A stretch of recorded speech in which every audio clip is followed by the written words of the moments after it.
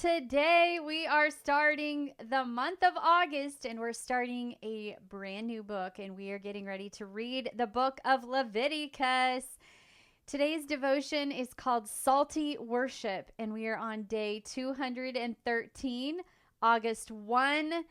Now, I will say that the morning rinses for the book of Leviticus are a little heavy lifting, so today's morning rinse is Leviticus 1 through 5. So you've got those chapters to read, but you've also experienced really light days. So today is a heavier day.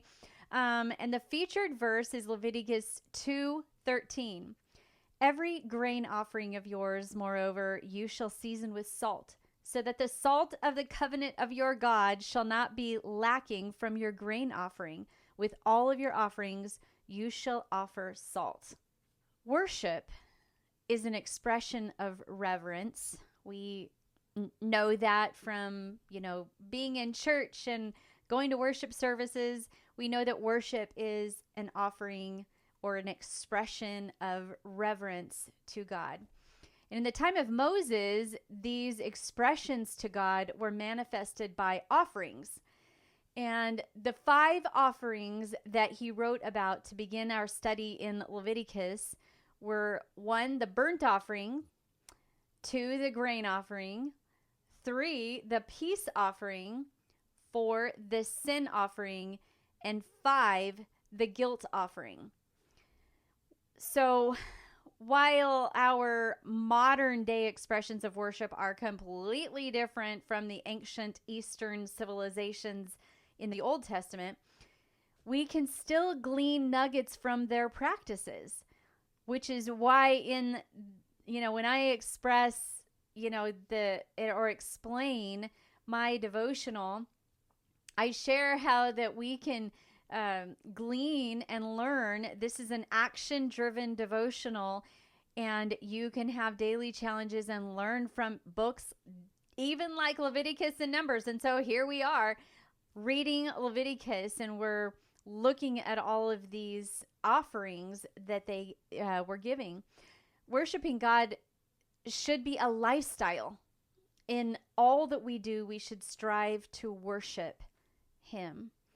And that includes living holy by daily decisions that we make, people we date, the friends we have, where we live, even some people say the foods we eat, all of that. And of course, when we look at the obvious ways to worship Him, that includes things, being involved with a church or going to church or serving in a ministry or tithing or going to a worship service. And, some people worship by lifting up their hands, just the songs that we sing.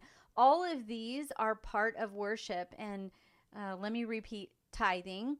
But all of these things are part of worship. Regardless of the type of worship we are talking about, seasoning our worship with salt is such a biblical principle.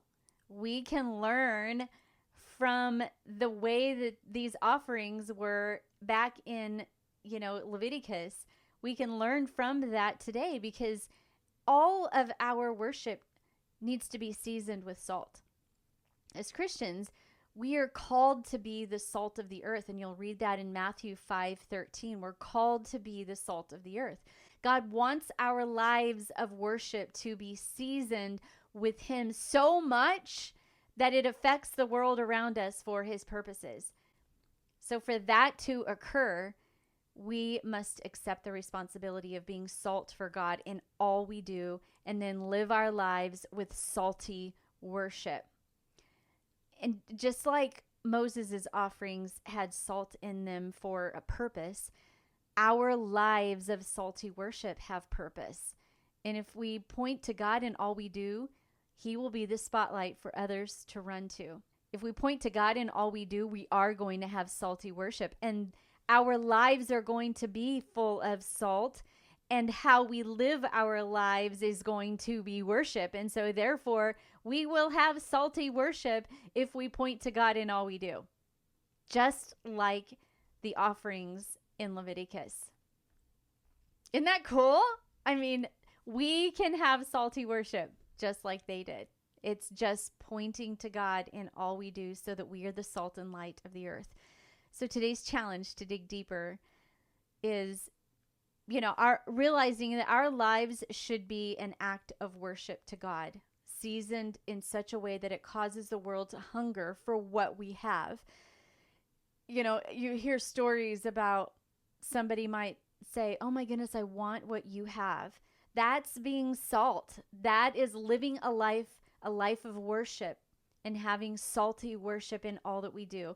So is there any area of your life that is not seasoned with God? If you're thinking about like a platter or a plate or when we're getting ready for a meal and we put salt on it so that it brings out the flavor. It's the same thing with us. Are we living a life to where that we're bringing out God in all that we do so that our lives are a life full of salty worship? And if there is an area of your life that you just haven't poured the godly salt on, then you have to recognize that you don't have salty worship in this area.